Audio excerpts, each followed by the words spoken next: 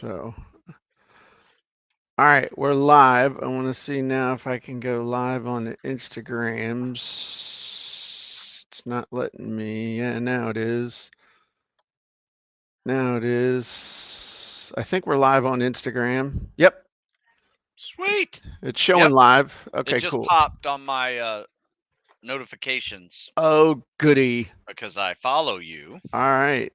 You're one of several. There you go. Well, Susan, I'm going to leave you to your 2,400 miles and holler if you need us. Nice All work. right, all right, Mr. Yeah, Susan's like, yeah, I'm gonna 2,400 miles. Here, let's bring her back. This is. How long far are you gonna walk this year? I'm trying for more than 2024. Oh, Walk I year. Oh, can't. oh, Yeah, 2,024 miles this I year. got 2,400 last year, so trying to up it.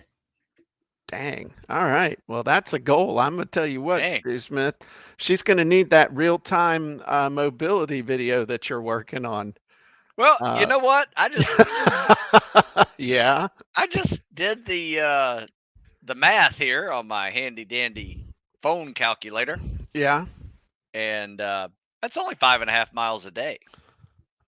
I mean, Only if you started already. yeah, Yeah, yeah, that's a good point. that ain't the pick it up in March goal. That's That's really good the though. That's some serious consistency. yeah. Yeah, because That's some days you might miss one, and you have to make it up, and then it's 11 miles. yeah, I like absolutely. that. That's good dedication.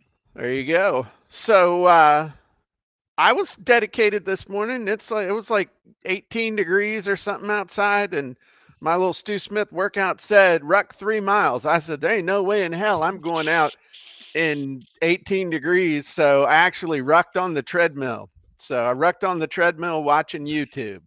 Nothing wrong with that.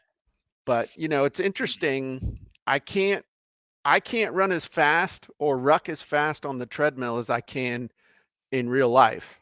Not that Yeah, that's not I'm. real life. I think I'm awkward on the treadmill. Is my Yeah, problem. It yeah, just doesn't feel right. Like yeah, my legs are moving for me yeah, versus. Yeah, and I feel better on land. I yeah. agree. Absolutely. So, well, Stu, what are we Yes. talking about today? What is our topic for the Jim and Stu show, now known as the Copy and Content.ai report? Yeah, we are going to talk about building a business around you being an authority and a Ooh, book. So okay. if we all kind What? of go into a business with Uh huh. some kind of natural authority in this particular genre, let's say. Yeah. Um, at least you should. You should at least like what you're doing if you're going to be an entrepreneur and create your own business. Um, and having a book just kind of doubles that authority. So that's kind of what we're going to talk about. And really, Okay. you and I have both built businesses around books and written books about business. So we kind of gone back and forth, almost like a little tennis match. Um, so what for you? How do you build a business around a book? Is number one question. Okay, so I think the way to look at that is if you're going to build a business, you got to understand at a basic level what is involved with a business, and a business basically has four parts, at least as far as I've ever seen. There's the avatar, that's the person that you're called to serve that sits at the middle of all this, and I'm assuming that if you have a book or you're going to write a book, you know who that person is. So then there's this washing machine of leads, sales, and relationships where basically it's who are you called to serve, okay? And then you got to grab them, you got to assemble the tribe, and then you got to sell them something so that you can pay the bills and be enriched as you're enriching others.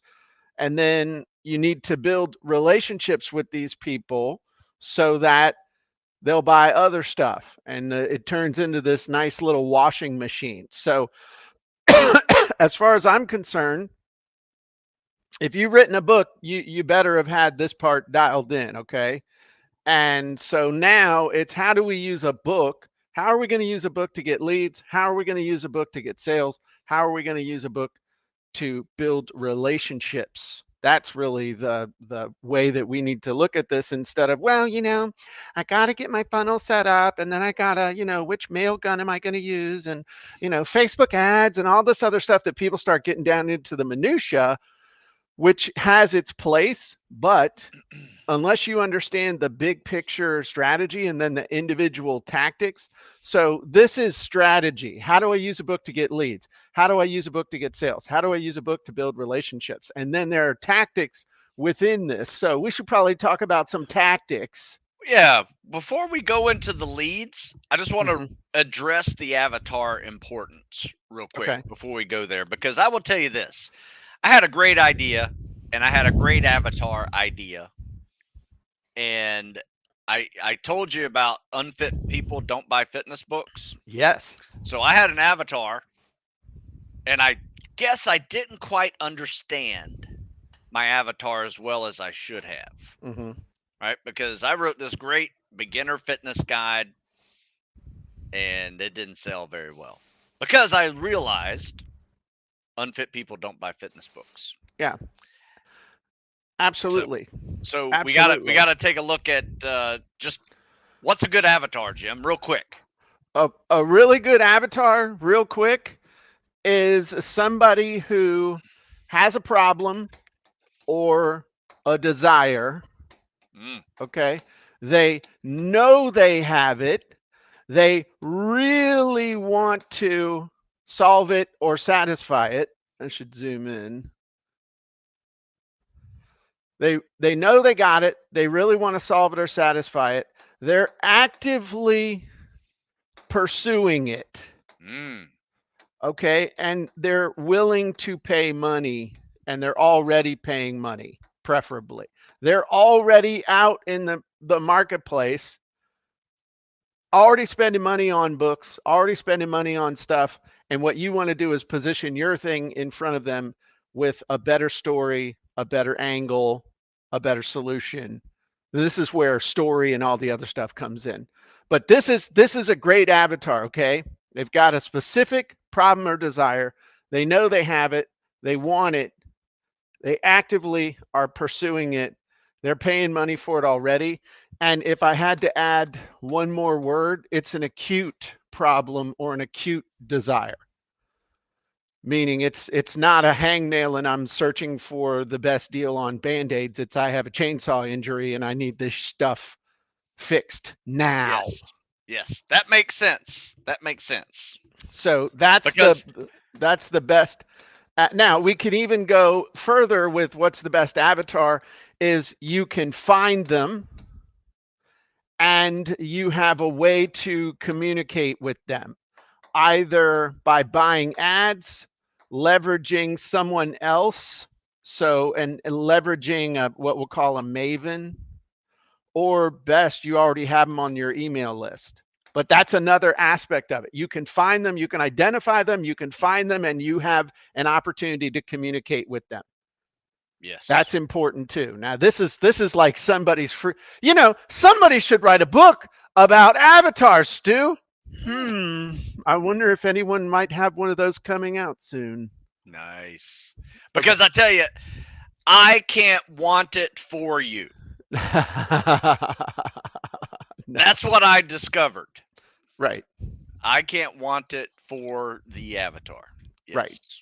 Absolutely. I mean, there's all kinds of stuff we could talk more about the avatar as Yes. far as it's Absolutely. it's it's stuff problems and stuff that are part of their identity as opposed to just some transient wish and stuff like that. But I think that's enough on the avatar, I think. Yeah. Yeah. Let's move on to leads and figure Okay. out how do we get more leads out of this process? So, you know, one of the ways that you get leads is by leveraging your book to get on stages. And you might say, oh, I don't want to speak in public. Easy now. A stage, think a virtual stage or a video stage. I mean, this is a stage. We're on stage right now. I'm always on stage. My wife has to tell me to, calm it down, Jim. It's lunchtime. There's no one looking.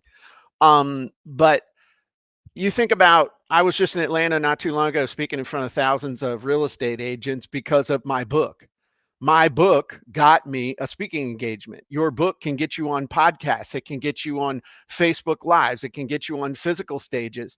But the book is a reason to have you as an expert on somebody's stage. And when you're on somebody's stage, guess what? Those people can seek you out, buy your book, and become a lead. I mean, you see it all the time on YouTube with, you'll see somebody who shows up on one person's podcast and then they just they run the circuit. You'll see them on another person's podcast, on another person's podcast. So that's, number one is you get on somebody's stage, all those people can seek you out, especially if they're your avatar, and buy your book.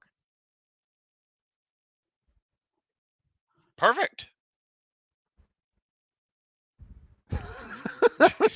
You don't have anything to add, Stu? I mean, you know, that's one way. What's another way? Another way is that you can leverage a book by co-authoring a book with somebody. That was like for the first 5 years of my life online. That's all I did. Smart. Was find people who had who had lists, who had centers of influence, who had a name. I wrote 7-Day ebook with Joe Vitale, 33 Days to Online Profits with Yannick Silver. I wrote Ebook Secrets Exposed and Immediate Money Immediately with David Garfinkel. I did did a program on affiliate marketing with Rosalind Gardner. Just even all the way up to today. I mean, leveraging a joint venture with somebody, but specifically doing it with a book. And then, Stu and I wrote, I think Stu disappeared. Hopefully he didn't lose his internet connection. Stu and I wrote a book together, which I don't have here with me, but I know where it is. I can grab it real quick. But then that was really kind of how Stu and I started doing stuff together. And I don't see the book. I must have I actually cleaned up. That's scary. But what's up, Stu? You disappeared. I know. I'm sorry. That's okay. I was looking for our book and I can't find it. But Stu and I wrote the DIY media marketing guide. So it's, that's another way that you can. The interesting thing is, as we sold those, I always had the agreement with people that, the the leads become ours. So as each of these things grew, my number of leads that I could sell stuff to went up. Another thing that you can do is leverage the fact that you've written a book to do joint ventures with other people. So Stu and I did a joint venture. We created DIY Media Marketing Academy, but I've done that again with other people. I've put on workshops. I've put on week-long events with people, doing joint ventures with folks, all because I wrote a book and had the credibility of being an author. But then the key thing is that we were leveraging to get the leads, you got to leverage it with someone who's got leads or can generate leads or who has a platform. If you're going to do something with somebody, I mean, this might sound terrible, but Tony Robbins ain't going to write a book with me, but I might be able to find someone who's a slightly higher level than me that I can, stepping stone my way up by creating value.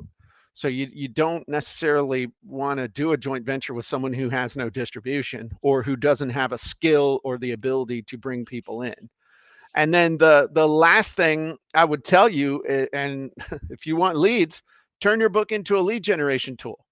Now, that doesn't mean giving away a free ebook is tough, okay?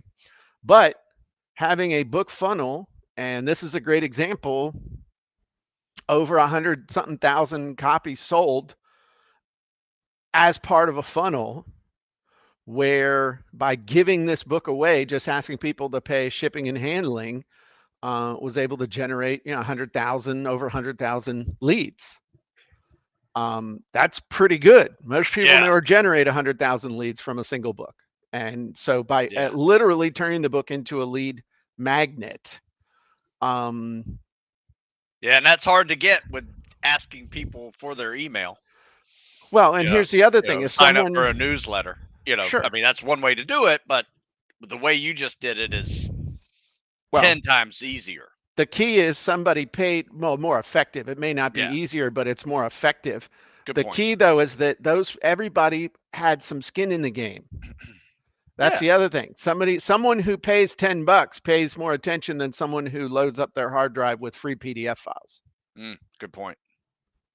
So I Good think point. I, that's, I will have to say, follow up on this, Jim, is that I've done everything that you've just said, of from course. podcasts and speaking engagements, other book projects with other people. And it has all been because of a book. And to be honest with you, whenever I asked you about, hey, do you want to do this? I got this idea about the DIY, you know, marketing academy. And all I really said was, and this was my pitch to him, um, was I kind of got this idea like everybody's got social media and we're no longer a real estate agent that sells real estate. We're a media company that sells real estate. Right. And, so it was kind of on that communication and big picture of what the DIY media marketing was all about. We are our own media companies. Absolutely. Um, and just to, have that understanding and awareness really does make your communication more effective to people who follow you. Well, it also, that just as an aside, creates an identity that lends itself to actually getting results. So I ended a talk this past Saturday to a bunch of coaches, speakers, trainers, and I said and I taught them all kinds of good stuff. And I said, but here's the bottom line: if you don't do this next thing I'm about to tell you, you're going to fail miserably. And that is, you must redefine yourself from being a coach, a speaker, a trainer, into being, I am a marketer who sells speaking services, who sells coaching services, who sells training.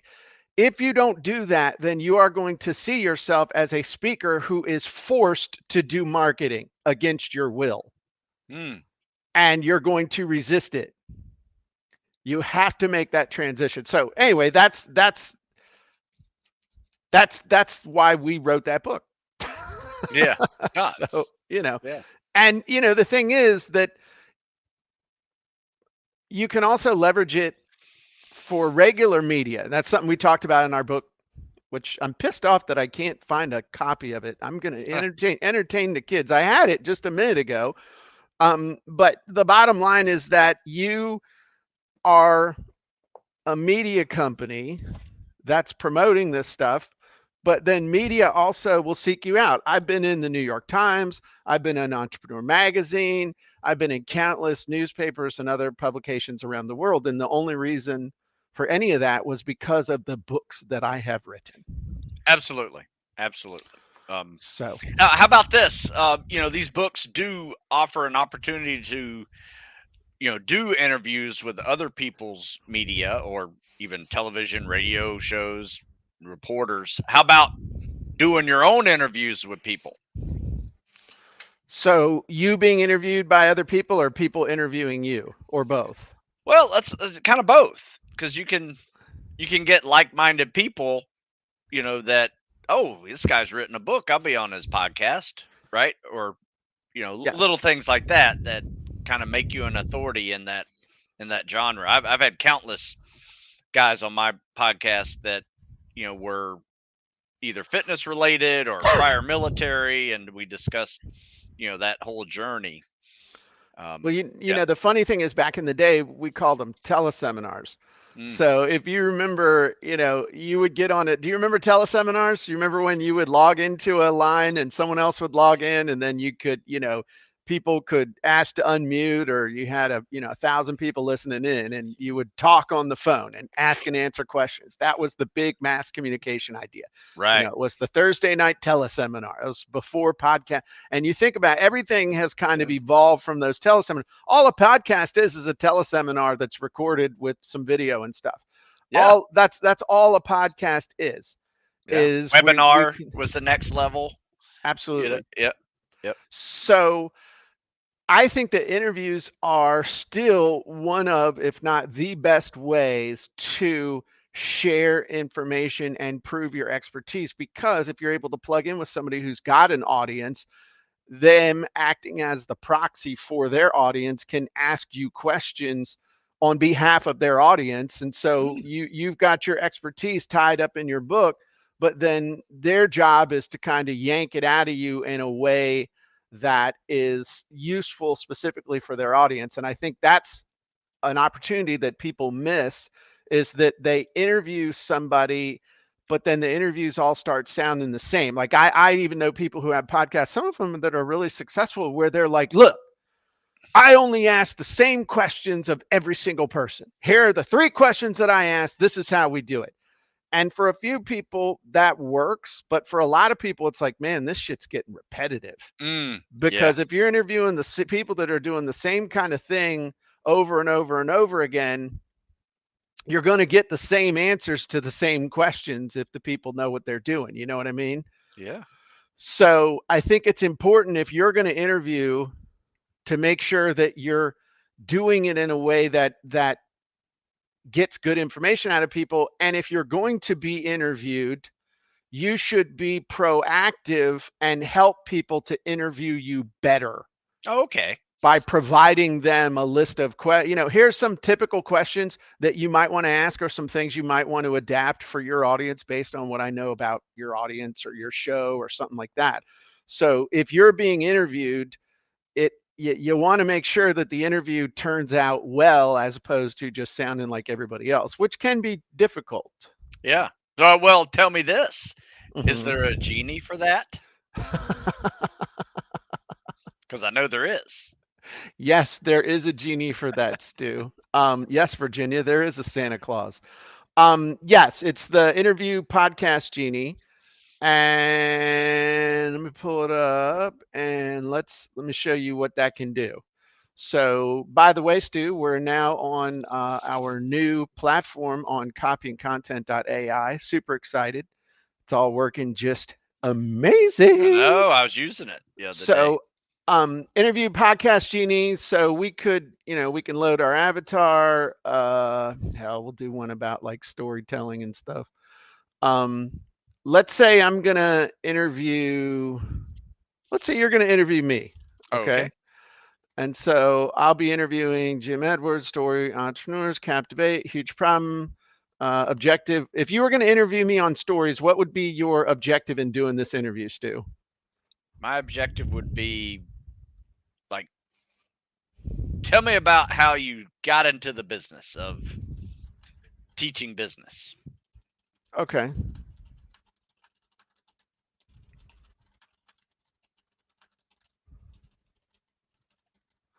All right. And I want people to go buy Jim's new book, The Story Selling Secret, which I am actually writing right now in the Write Your Book Challenge. So style of interview, we'll do entrepreneur. Angle of the interview is how to. It should be medium. Knowledge level is beginner. So now what this is going to do is help me come up with it's going to help you, Stu, come up with interview questions. So can you share a bit about your background, how you got started in the business of teaching business? What do you think sets a good business story apart from the rest? Damn, that's a good question. Bang. That right there is good. How can Yeah. entrepreneurs quickly captivate their audience with compelling personal stories? Can you provide some tips for developing a storyline style that resonates? What are some common mistakes? How can storytelling be incorporated? These are good. I mean, I didn't mean to sound surprised. No, I mean, this is good. This is good stuff right here. Yeah, I So like then that one. it'll come up with headline hooks and some other stuff. But the cool thing here is that, and this is something I think people don't really realize, is that when you want to create content, you can interview yourself. And this is something that I think people pass over, or it's just one of those, really? How? Hmm. Um, ooh, I like that. From teaching business to teaching stories, an exclusive interview with Jim Edwards. So I've interviewed, so I can download this Oh, and I like that, get Jim. it as a DOC. That actually is really good, dude. But the point is that if you were going to interview me, okay, now you got a list of questions. Now you've got something to start with, and they're good and they're targeted towards your audience. But if you're going to interview yourself, all I would do is, hey, let me tell you what I think sets a really good business story apart from the rest. Let's talk about how you can quickly captivate your audience with compelling stories. Here's some tips for developing a storytelling style that resonates with the target audience. Here's some mistakes I see people making. You see what I mean? Oh, I love this one, Jim. In fact, before this show, I wrote an article. It's my Ask Stu article for military.com. Uh-huh. And man, I always need questions. And there, it comes a time when, I don't have a question. I got to come up with something and I got to go look at old emails and, DMs and things like that. But I'm wondering, I mean, this would be a great Ask Stu type idea. Dude, you're just interviewing yourself. I mean, Yeah. if unless you have somebody else asking the question, even if someone has submitted the question, you're Right. still interviewing yourself. I mean, developing the skill of saying, okay, first question we have is, Boom. what do you think sets a good business story apart from the rest? I mean, I've literally created an entire book answering questions in front of an audience, like Yeah. demonstrating them the process of answering the questions to create the content to write the book. And it was like, I watched you do it, and I still kind of don't believe that you did it, because I taught him how to do it and then I did it in front of him. So it was like 3 levels deep of learning. Wow. But this Genie is just smack dab amazing. And so this is the interview podcast Genie.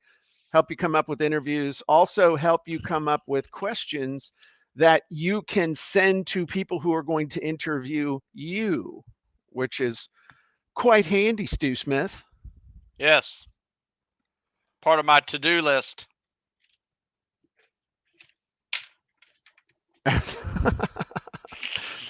Robert says, at its core is just a person speaking about things and stuff. Isn't that really what anybody's doing? We're just talking about stuff. Yes. Um, Stuff that that's is stuff. useful. Yeah, stuff that's useful to a target audience that you actually know something about helping. Yeah. So So there let's you bump go. it over from leads to sales. Okay. Right? So how do we get more sales out of this process? So one way, I mean, the most obvious way is, oh, I'm gonna sell some books. Okay, cool. Sell some books. There you go. That's how you can make sales. But one of the things that I think people gloss over is making sales within the book. So one of the first books that put me on the map after I'd done it several times, Yannick Silver and I wrote 33 Days to Online Profits, which was a step-by-step roadmap for going from zero to your first sale on the internet. And we did it in 33 days.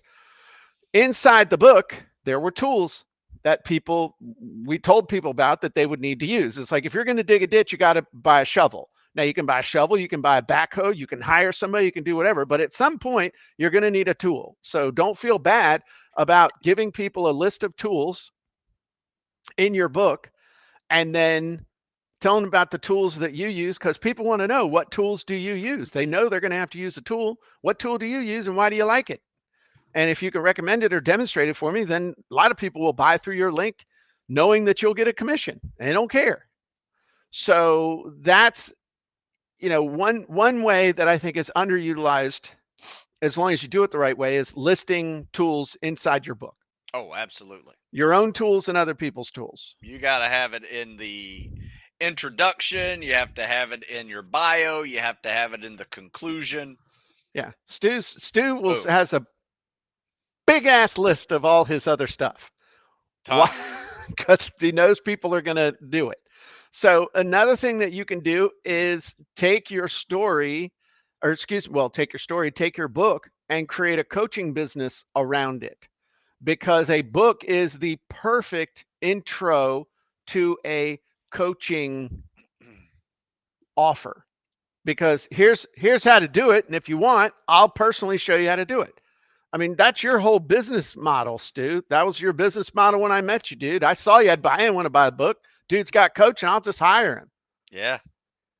Yeah, that's the way it works. And I mean, talk for a minute about the coaching that you do around your books. Is it specific to each book type? Is it general? What does that look like? Well, right now it is more general, but I am coming up with a coaching, um, more like a coaching program that will be addressing the individual books, but in groups, because all the books that I write about, are specific tests that people have to take, and for the most part, there's about 10 exercises that take all of everything I've ever written and pick from, right? So you can learn these 10 exercises and pretty much get every fitness test covered in the military, law enforcement, firefighting profession. So that's what the next one's going to be. But right now it is a general fitness program that people like you who say, "Oh, he's got books, just let me just take the online coaching." And a lot of people go from, I tried the book, it's a great book, I just need a little more accountability. I need you to text me every morning, and I need you to send me a one-page workout for the week that says do this, and you remove all thinking. Yes. Yes, that's exactly how it works. Yes. And the less they have to think, the more you get to charge. Yeah. That is when it comes to coaching, honestly. I mean, the That's a good less they point. have to think, the more you get to charge, because if they'll just act, then they're going to get the result. So another thing that you can do is basically build a membership or some sorts of subscription or a newsletter or a paid community or whatever around your insights and your teaching inside of the book. So like my first membership site, which we operated for 10 years, I took a break for about 4 months and then it relaunched as something else, the Jim Edwards method, but was the Net Reporter. The Net Reporter went for 10 years without a break. And from 2006 to 2016. And that was basically the culmination of all my books. All my books, all my training, all my everything was in there. And we were drawing on stuff from all the different books and all the different stuff. But that's the ultimate sale, is to get people into a membership site. Yeah. And then I think the last thing as far as sales is, I'm a big proponent of making money with and because of a book. Okay, you make money with the book by selling the book, but the big money comes because of the book. So making courses, um, making other stuff that you can charge more for as you move up the value ladder. And that is really, if you think about 7-Day ebook was the catalyst for my first multi-million-dollar product, which was Mini Site Creator. So all the people that we taught how to write books were like, well, how do you put up one of them one-page sales letters to sell the book, Jim? And, I'm not real smart. So I waited a few years while, 1,000 people asked me. And then finally we did it. And that was a great thing. There's a whole story behind Susan didn't want to be a teacher. And so we were like, okay, I'll train you to be my webmaster. So I'll train you to be my webmaster. We'll sell the course to everybody. And a bunch of people signed up. And I was like, holy crap, there might be something to this. That's And awesome. so that went really well. We killed like 8 birds with one stone. So that's really in a nutshell as far as using a book to increase sales.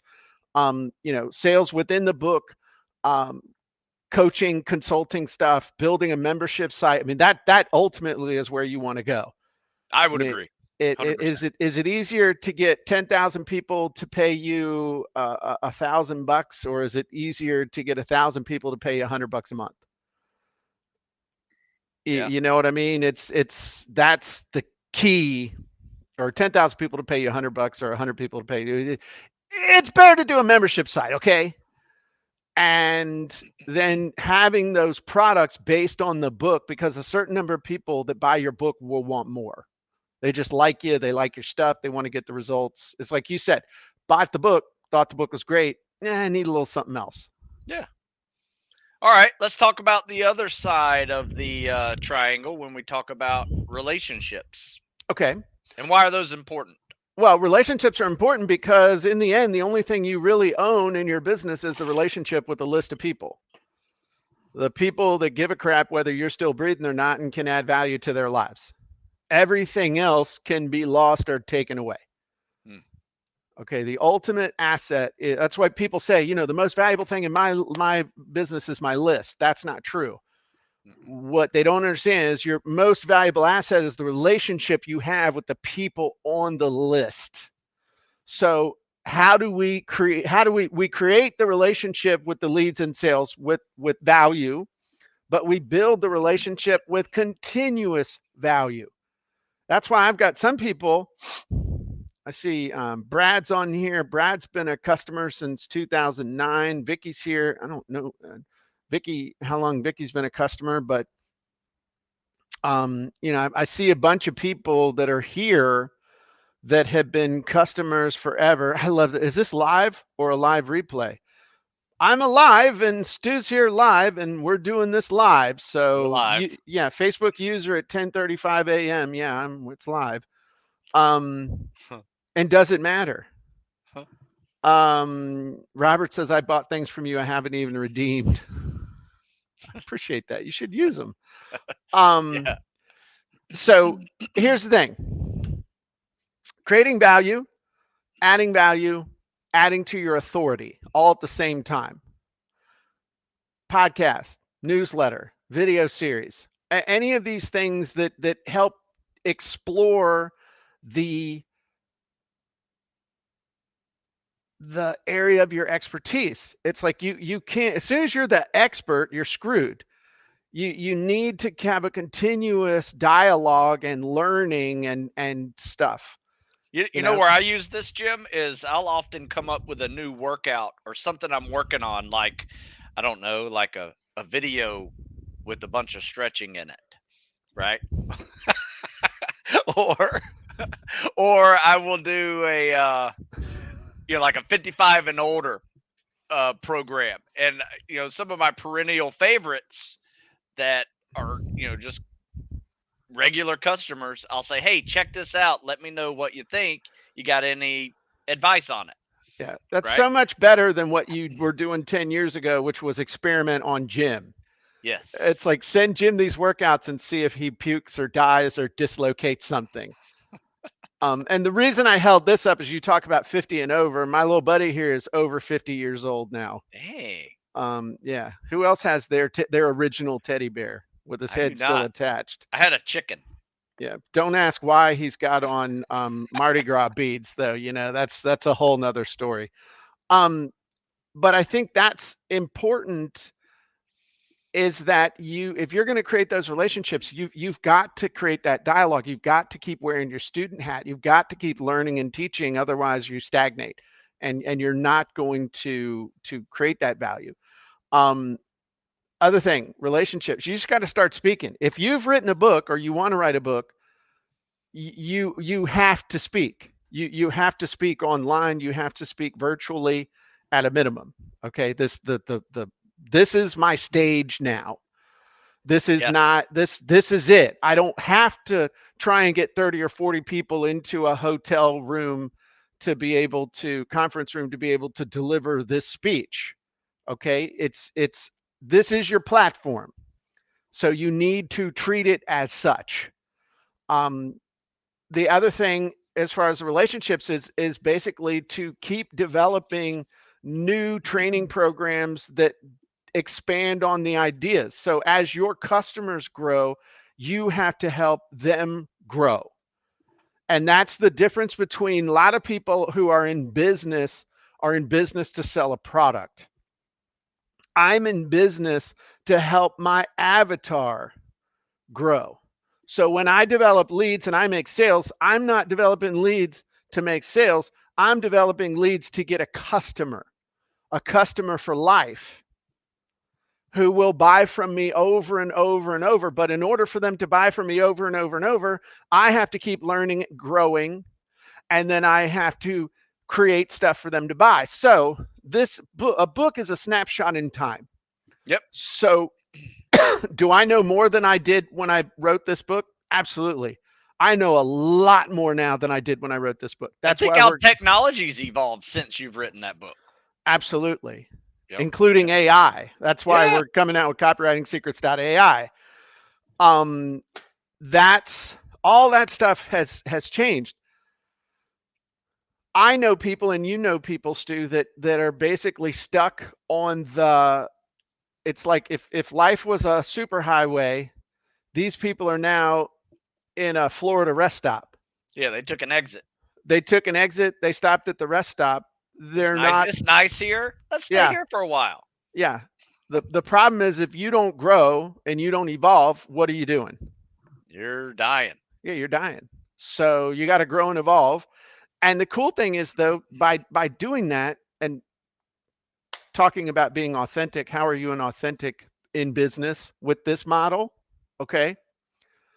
Learning, doing, teaching, not theorizing and teaching. That's what a lot of people do is they teach theory. It's learning, doing, teaching. That Yeah. is the authentic part of this as well. And not again, not theorizing. A lot of people are teaching theory, shit they think might work. Yeah. You know what I liked about what we did, Jim? Remember when we came up with this first podcast Mm-hmm. and we were like, hey, let's do a podcast. First, let's figure out how to do a podcast. And then I probably like the second podcast we did, we taught how to do it. Yeah. So Well, if how you're to do the interested in doing this, mechanics. yeah, exactly. The mechanics of it, Yeah. which is time consuming to figure out. I mean, It it used to took, be. yeah, yeah. Now it's not. Now it's like the easy button. Go to Zoom or StreamYard, and you got a podcasting machine already made for you. Yeah. So I mean that's ultimately though you got to keep learning, teaching, mentoring your people as you expand your understanding. Yes. And that means doing it. So Yeah. in a nutshell, at the end of the day, other trite summary type phrases that we could use, that's how you use a book as the basis to build a real business. You connect with the avatar and their desire or problem that they're actively trying to solve, willing to spend money on, and then use it to help you create those leads, make those sales, and build those relationships. And then guess what you do once you've kind of run the circuit with this?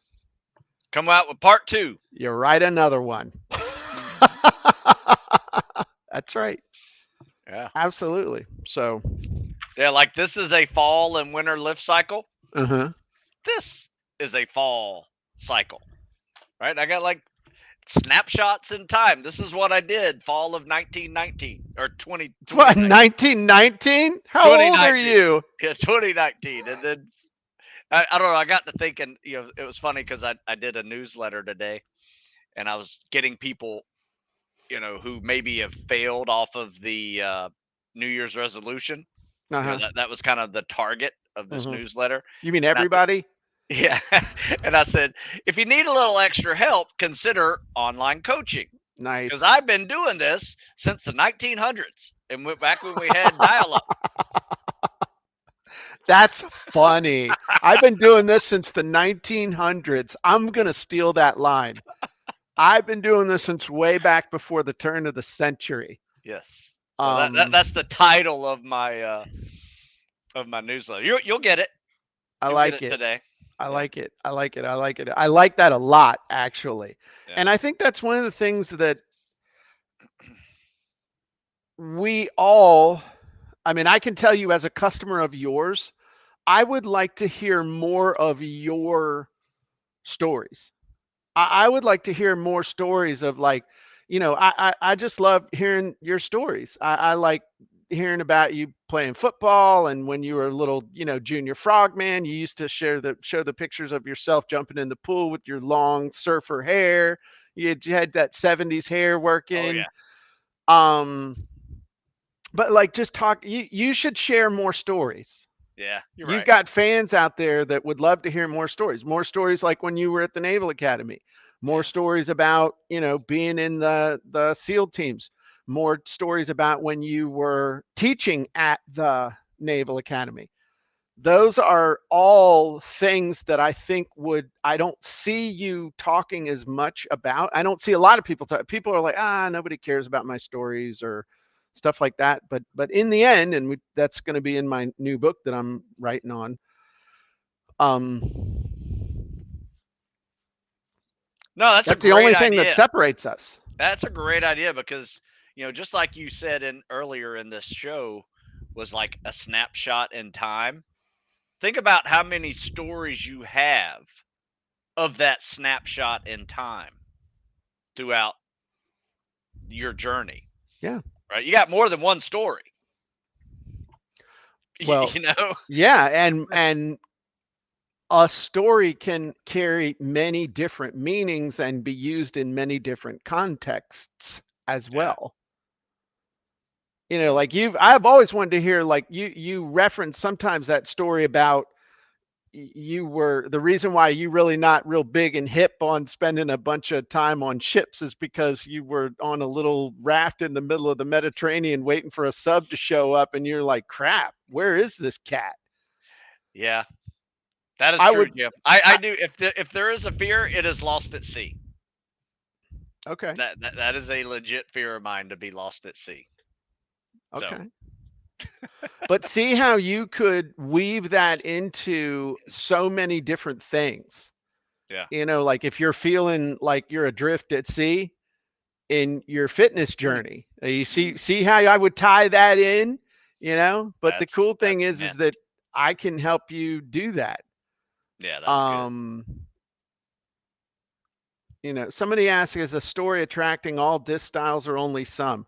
I think that's a great question. And I Yeah. think that stories are just how we think. It's wired into our brains. And it's interesting because then we'll wrap this up because we got to get ready for Genie hack in here in about 10 minutes and I need a cup of coffee and a potty break. But I think that stories are hardwired into our brain. I think that stories also remind us of childhood when stories were a form of fun, learning, and entertainment, bonding with others, excitement, visualization, imagination, all the fun things of being a kid. A lot of those were time. I mean, did you like story time in school, Stu? Oh yeah. I liked it when they rolled out that TV with the VCR. That was even better. Oh, I would take even a crappy film strip with the audio totally out of sync. Just anything, man. Chink, chink. It's all blurry and crap. And the creepy pedo guy that hung out in the media room and stuff. Like you did just Jesus. Don't catch me with that guy in the hallway by myself when I got bathroom pass. But I mean, even that was amazing. Yes. Yes. And so I think it's just as human beings, we love stories and they just work. Some things just works like a cold glass of water on a hot summer day. It just works. It's Mm, natural. that's And a good so point. don't don't fight it, use it. Yeah, share it. And Exactly. I think one of the best ways to share stories is a learning experience that you've had, and then you teach that learning experience. Because Yes. everybody likes to one hear, you know, unfortunately how you suffered and failed, right? But then you learned from that and you continued on. Yes. Yeah, Everybody loves a moral. The Yeah. Aesop's fables. It's anything. Yeah, it's got to have that moral. It's got to have that lesson. And it's got to be fun and entertaining. I'll tell you who's really good at telling a story, just as an aside. Alden. Alden is Oh, really good at telling a he's freaking story. professional. Yeah, Professional. he's good. So, okay. Well, appreciate y'all. Have a great day. If you ain't got a book, you need one because you can't do all the cool stuff that we talked about without one. Mm. So head on over to copyandcontent.ai if you're not a member yet. If you are a member, awesome. Keep being a member. Check out and log into the new site. Everybody have a great day, and we'll talk to you soon. Great job, Stu. Bye-bye, Cheers, sir. everybody.